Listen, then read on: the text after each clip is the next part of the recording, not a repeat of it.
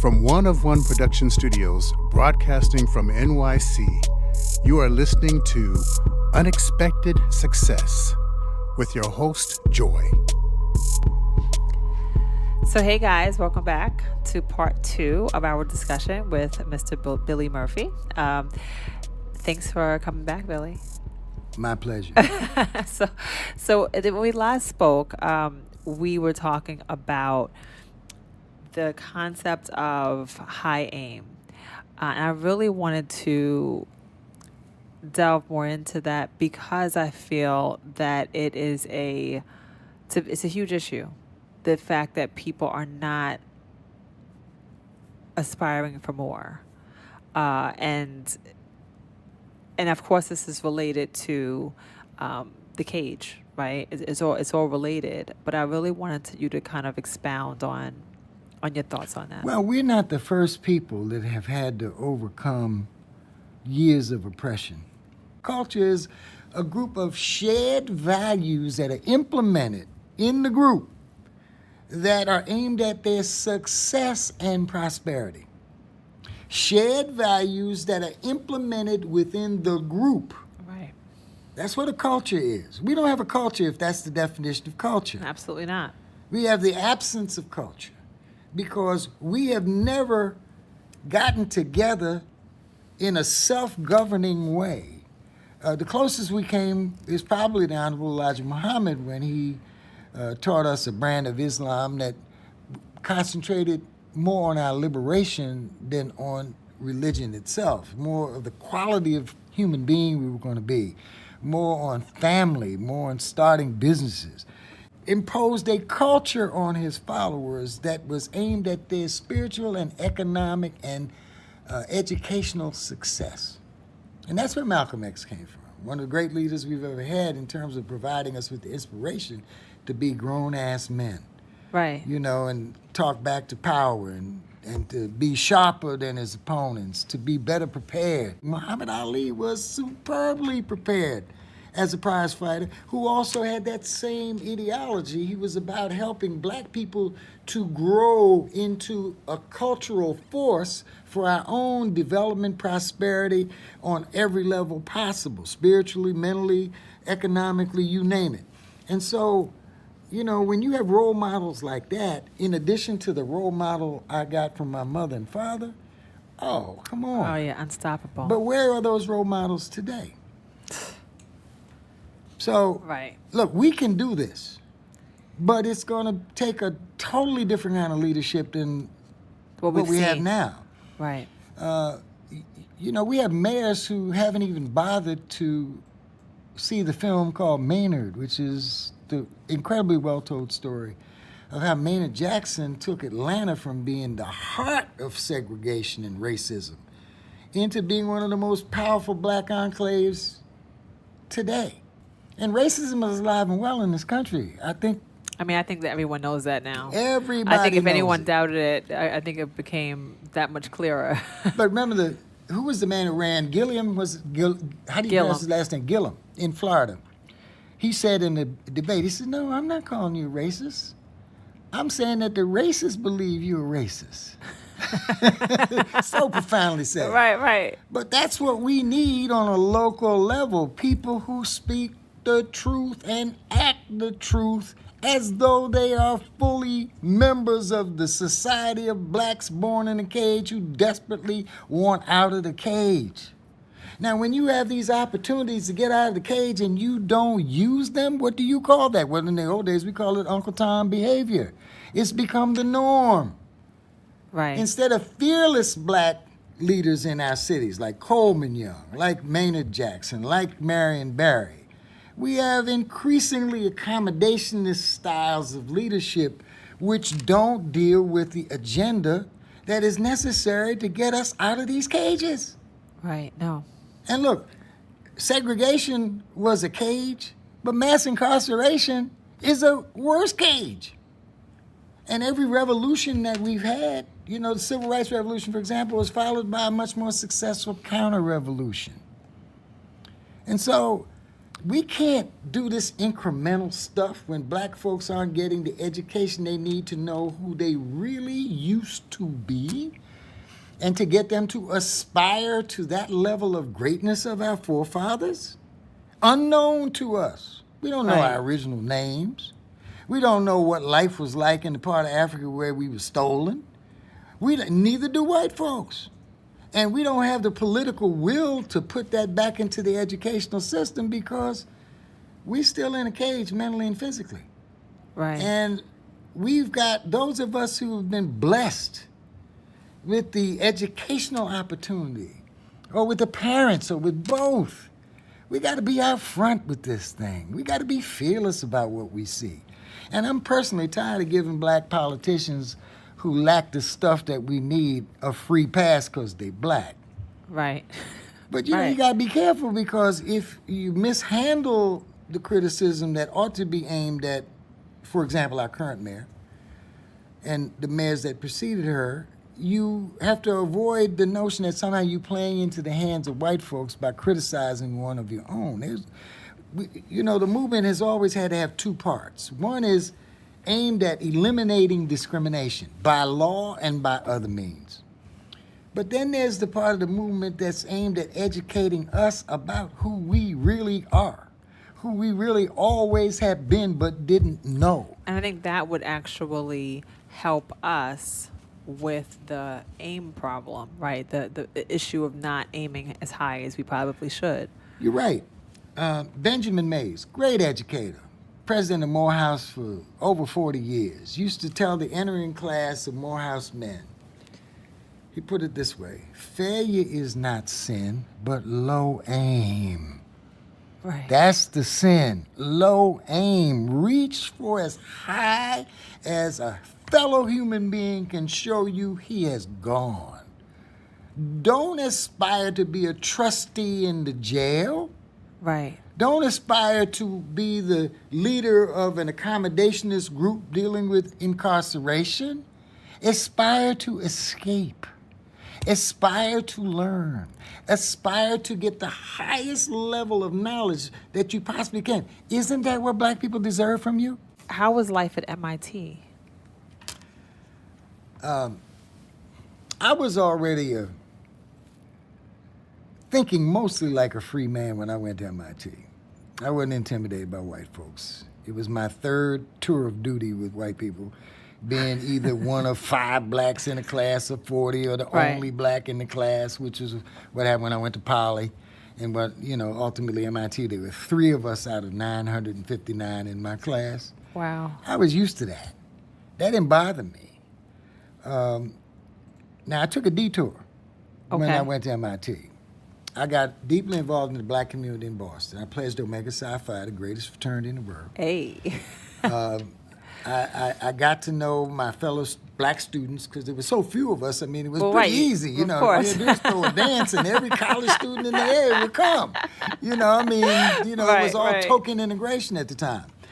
And so I got immersed in that and the civil rights movement up there, and the fraternity activities and the social life of the black community, because white folks weren't interested in socializing with me. Right. I had no white social life. Now, I met a few people, usually Jews, with whom I had excellent relations, but the non-Jewish white folks really weren't into us.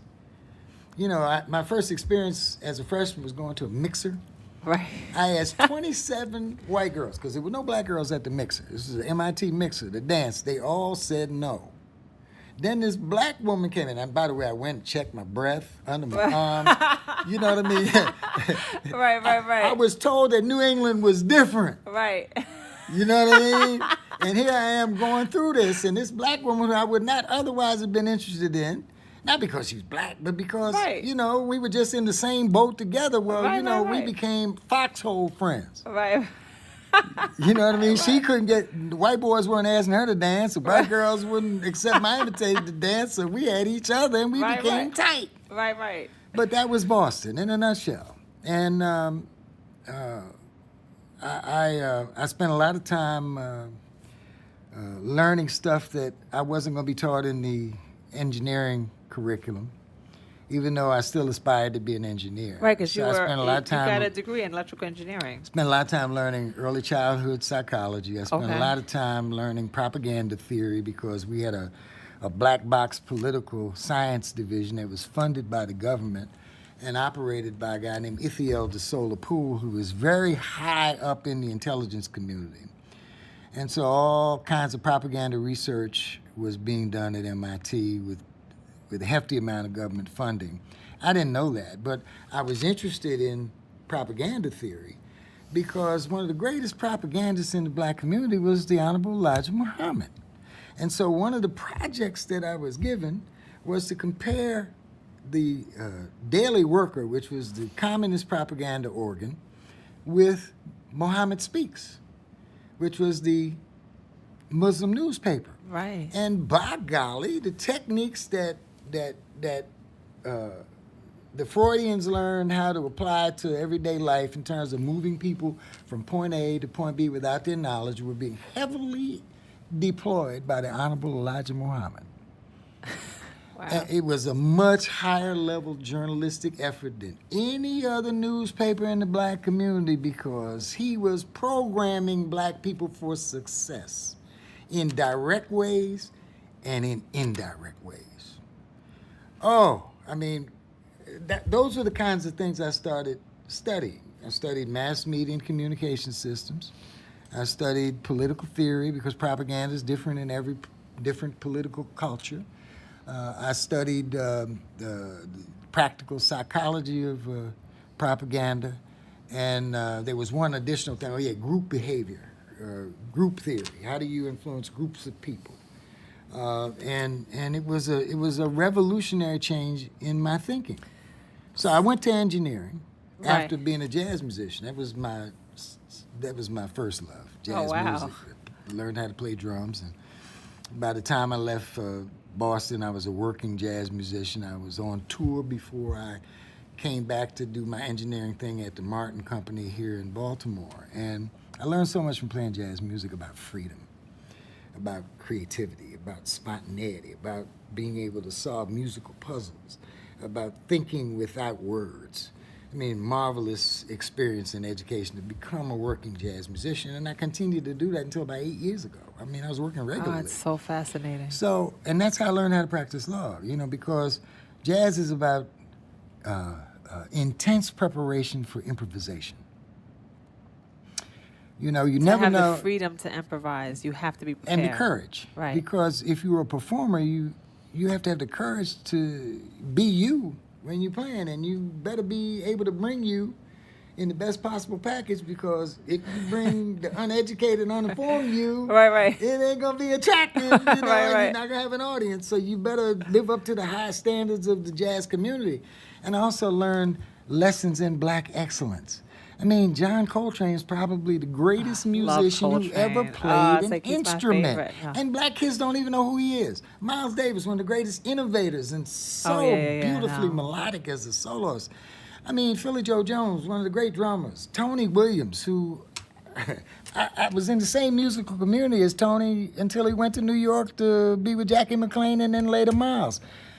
So it was a rich experience in terms of witnessing that exposure. Black excellence. That exposure. Look, my roomie majored in physics and got washed out because of racism from the MIT PhD program. And he made a vow. He said, I'm going to be the first black physics professor in the history of the Massachusetts Institute of Technology. And he did it. He got his PhD instead of from MIT, he got it from Boston University, became an accomplished physicist, and then was invited to come back to Massachusetts Institute of Technology as a full professor. And to tell you how small that world can be, that community of excellence, one of my kids was not particularly interested in being a scholar. He got the jazz music bug from me, but he wanted to play funk and hip hop and this, that, and the other, at the expense of his studies. So I snatched him from the University of Colorado, took his car, took his drum set, took him to Morehouse. One of the reasons, not just Benjamin Mays and that whole history of excellence, but my roomie was now the provost. Wow. John Hops, he's provost at Morehouse, and so he could look after my boy. Of course. And my boy got a 3.85 GPA while at Morehouse. Wow. Went back to playing drums. Of course. So it's people helping people. Right. It's people passing on the excellence gene to everybody and anybody who is willing to listen and learn and be motivated. And, it gives great joy to help develop a lion from a caged life to a free life. Right. And how did you transition to then becoming one of the nation's top criminal defense attorneys? I mean, you're highly sought. You're highly sought after. Look, I owe it all to racist white folks.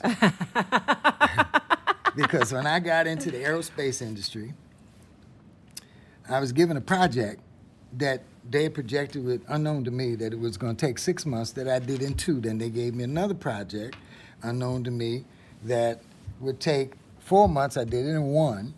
And I was never praised. I was never told I had promise. I was never promoted. And so the last straw was when I got sold to the Lockheed Corporation. And I asked my boy, I said, I get sold. I thought only baseball players and slaves could be sold. He said, son, I ain't never seen you with a bat or glove or in uniform. So I said, is this where I want to spend my career, my life? Hell to the no, as Whitney used to say. And so I got the hell out of there as quickly as I could. Right. They were going to send me to Georgia, where Lester Maddox became governor because he had a less than high school education, and became governor because he chased black people out of his restaurant with a baseball bat to keep them from integrating. Wow. That was the Georgia of back then, 65, 66. So I didn't want to go to Marietta, Georgia. No. It was an insult to ask me to go. Were you inspired by Maynard? I guess when you decided to do criminal defense? Oh, I was inspired by every one of these profoundly successful black people. I was inspired by the Honorable Elijah Muhammad. I was inspired by Malcolm X. I was inspired by Dr. King. I was inspired by Muhammad Ali. I was inspired by A. Philip Randolph. I was inspired by Walter White. I was inspired by Roy Wilkins. I was inspired by the leadership cadre that had developed moving forward in the movement. And I want to make this point, because this point has been lost for so long. They were profoundly critical of each other, both privately and publicly. Now, what happens when you have people who are working together semi-reluctantly, because each one of them has a different philosophy about how to solve the problem, and each one of them is competing on the stage of ideas, in the world of ideas, for what is best for black people? We get stronger when there's internal debate. We get stronger when there's external debate. That's fascinating. And what we haven't seen for the past umpty-ump generations since I was younger, much younger. I'm 75 now. That's all right. Be jealous all you want. Part of that's from being a vegetarian for the last 38 years, which I highly recommend. Oh, wow. And so we had this competition of ideas. Fish too or no fish? So no flesh at all. No flesh at all. No chicken, no fish, no beef, no pork, none of it. Wow. Okay, I'm sorry. So, and that's where the energy comes from. So we've lacked this competition of ideas. We are accommodating life in a So cage. accommodating. I guess so. So I mean, you've received so many awards. Bill, I mean, top attorney in Maryland, top trial attorney in the U.S., lifetime achievement award in litigation. I mean, you've accomplished so much. I guess what is your legacy? What do you want your legacy to be? That I helped as many people as I could and gave selflessly to them. Sometimes, unfortunately, at the expense of my own family. Because, when somebody's in criminal trouble and you're trying to save them from life or a substantial part of their life in a cage, a real cage, do you know how much work that takes? I mean, to just get ready to conquer the opponent, to beat his brains out, because if you come in second, he's going away in a cage. It's not like horseshoes. Almost does not count. You got to win it. Yeah, almost will have your. I mean, they'll be in And jail. look, you can Right. easily rationalize not going to a game to watch your son play a sport Right. because you're preparing for the trial the next day, where human life could be lost if you do less than your best. Now, how has that played out with your family, with your children? Mixed results. I mean, I used to get upset with my father because he wouldn't be home until 6 o'clock. Even though he ate dinner with us every night, I didn't want to be a lawyer because I thought he was working too hard. Right. Well, he taught me to take the practice of law to another level where I'm working a whole lot harder than he ever worked.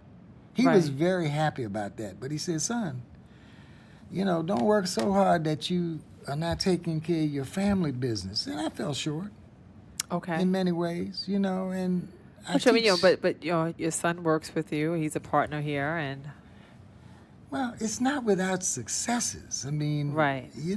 I tried to set an example, but I didn't, in retrospect, spend the necessary amount of time during the critical years of their development, because I was obsessed with winning cases in court for black people who I did not want to see the inside of a cage. right.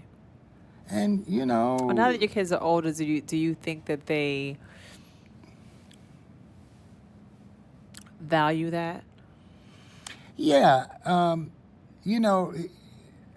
I used to be the kind of dad that was always home in time to put my kids in bed, to eat dinner with them, and to wake them up in the morning. But the more busy I got, the less I could do that. Right. Right. And then I got a divorce. I did not handle it particularly well. And you pay for stuff like that. It's a part of your karma. When you fall down, it's still painful to think about it. I mean, Right. I went through my low point in life, and hopefully I've repaired most of the damage that I caused to my family. But they're remnants. Yeah. They're remnants. I mean, too much of a good thing is a bad thing. What you love is what you hate. Mhm. What makes you great is also And I'm your not making flaw. excuses. It's all my fault. Right. I can't blame it on the practice of law. My priorities got out of whack because I was so intensely committed to keeping black folks out of those physical cages. And in that, I succeeded. Right. So I guess my epitaph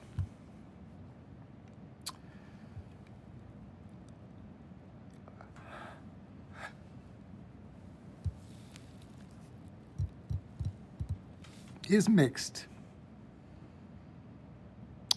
If you tell the truth about me, my success is like a needle. Great at trial lawyer, almost great musician, less great as a father, less great as a husband. If truth be known, I admit it, far from perfect. But what I committed myself to do, I did with the greatest of all time. So, is that a footnote, or is that the main text? I think time will tell. Right. Time will tell. Time will tell. Whew. Well, I appreciate you coming on to the podcast. I think that, there's so many jewels and so much gold here, so much great advice. I think what I take away is in order to be successful, you have to look to the history books. You have to find out what made other people successful in order to be successful. You obviously had great example in your parents. But let me speak to that point. Okay. I don't know how much time we have left. We have as much time as we want. Before I set foot in a courtroom, I had read every autobiography or biography of great or successful trial lawyers. Wow. And when people are great, they can explain their greatness to any student who wants to learn.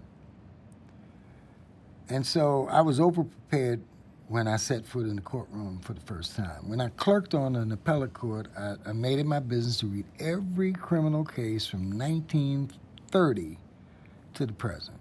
And every case on evidence I could put my hands on, because evidence is an integral part of trial practice. And so I was overprepared compared to my contemporaries and to most of the older guys. I look back on that part of my career with great satisfaction because I dominated the courtroom. You know, at one point they gave me my own courtroom because they had more cases on the docket than any lawyer in Maryland. And so they tried to stop me from winning by putting me in front of a hanging judge who quickly started respecting me because I talked back to him all the time, and I tried to be right. You're still a rebel, right? You still talk bad to your dad. We became tight. He started reducing sentences because he was approaching, you know, the twilight of his career. He had a conscience, and I was merciless about him righting those wrongs, you know, those over sentencings, and so, you know, they quickly disbanded that courtroom. Right. Because that didn't work out as they had planned. And, you know, then I went on to represent people, you know, because of Kwesi Mfume, who I've been a lifelong friend and lawyer. He recommended that Don King hire me after he got a hung jury in a major criminal case against him and later against his company. But Arnold Weiner was an early mentor. Steve Sachs was an early mentor. I can just go down the list of people that took their time to teach an eager student like me. I was always a student. I'm still a student. That's key too, right? And in terms of advice for anyone who's trying to be successful, it's like you have to always be open. So, look, I got all these opportunities because of a guy named Ted Campion, a white guy who was outside counsel for Johnson & Johnson. He saw me at a meeting and he said, "You who we've been looking for." Brought me in to handle the biggest products liability case in the history of products liability at the time, a $5 billion case, recommended to Johnson & Johnson that I be the lead counsel. Wow. And I won the case, and then went on to represent another company that was faced a $5 billion, $6 billion catastrophic loss in the insurance company, and I won that case. And I learned it from jazz. I mean, you know, you're so humble. You're so humble. I mean, you've done so much. It's just striking how, you know, you've accomplished so much, but you maintain such humility. You're competitive. You hate to lose, but you're still humble. I mean, that balance, right? The balance. Well, if you're not humble when you start, and I wasn't humble when I started. Okay. Life makes you humble. Life teaches you so many lessons in humility, it's not even funny. And only the most wantonly ignorant among us don't become humble because of the blows life inflicts, the occasional defeats, the looking in the mirror, you know, you're starting to see who you are. That's why I started studying psychology, because I was criticized relentlessly by my mother and father. And one of the consequences of that was that I wanted to find out what was wrong with me.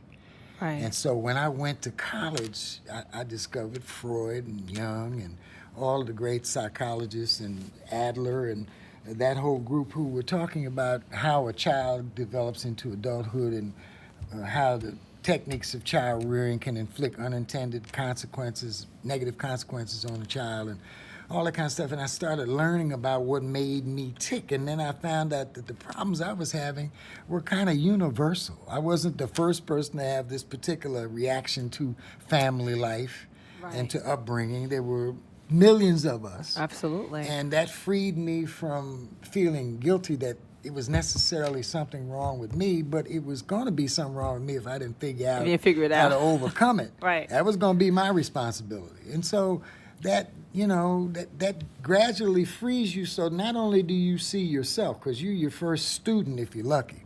Right. You know, and I learned it from being, as I say, relentlessly criticized. So I want to know what's wrong with me.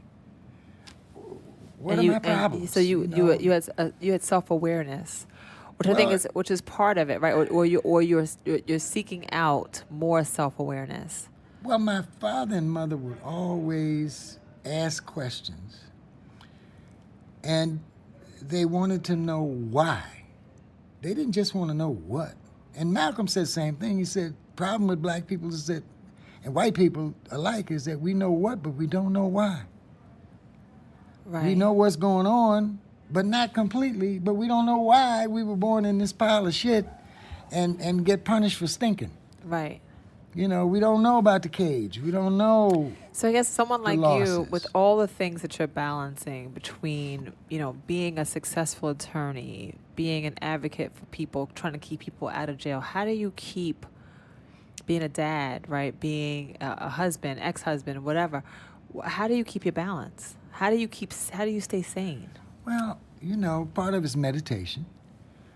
But what I learned from my mother and father, and my chart says I was born with it to a certain extent, was you learn a love of people, regardless of their color, regardless of their circumstances, and you learn to hear people talk about themselves. I mean, I've spent a life of interviewing people, getting them to tell me the intimate secrets of how they got into the trouble they brought to me. And, that makes you more human because you hear everybody's story. Right. You hear the witnesses' stories. You hear the families who the victims' stories. You hear your client's story. You hear the judge's story. You hear everybody's story. Right.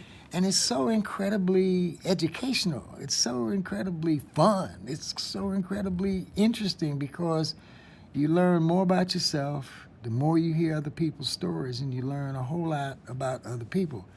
And so I think it's the love of people that is my greatest joy, just helping That's your them passion. solve Your their... passion is Yeah, that. yeah. I got it from my mother and father. There's no greater joy in life. Well, sometimes it depends on the duration of some of these other joys. There are other joys. So listen, I could go on and on with you. But we won't go mean, there. Right. No, listen, I think that you're just amazing, and you can't really wrap you up in an hour. You can't wrap you up in 2 hours. And by the way, let me thank Baltimore. Baltimore, I was raised in Baltimore, and Baltimore raised me. I have learned so much from the people of Baltimore, starting first with my own community, and second, the Jewish community, and the third, the progressive community. I've learned a lot about me. I've learned a lot about other people. I've learned about the goodness of people. And, when you love people, people love you back. And gotten a lot of love in Baltimore. And I want to thank... And that's the gold, right? Like that is... everybody who has, because you go through these troughs in life where you are despondent, you're depressed, you don't know whether you're doing enough, Of course. Oh my God, a story. When you get back the love that you have given, it's kind of like living in paradise. I mean, I love walking down the streets in Baltimore. I see all the people that I've represented, whose families I represented multi-generationally, and the people that I've opposed, and you get back what you put in. And I want to thank the people of Baltimore for showing me so much love. And I'm sure it's mutual. I'm sure that is mutual. It's a wonderful thing. I mean, to be 75 and be getting back that kind of love keeps you going. Makes every day a brighter day. All it takes is for one person to walk up to you on the street and say, "You don't know me, Mr. Murphy, but you got my father out of jail." And what a blessing that's been. And he taught me never to go to jail, and he's still working hard. And I went to college because of what you did for my father. I mean, Wow. every day you get that kind of feedback. I mean, I've represented literally 3 stadiums full of people, if you count the family members who participated in helping me to become the lawyer for the individual involved. And It lets you know that you've made a difference. Like if you, at the end of the day, you know, you have left such a legacy and you made such a huge difference. Well, it's fun, it's fun to walk down the street I'm sure in my it hometown. is. Yeah. This podcast was brought to you by 23DB Productions, ID Productions, and One of One Productions. For more information, go to Facebook and Instagram, Unexpected Success with Joy.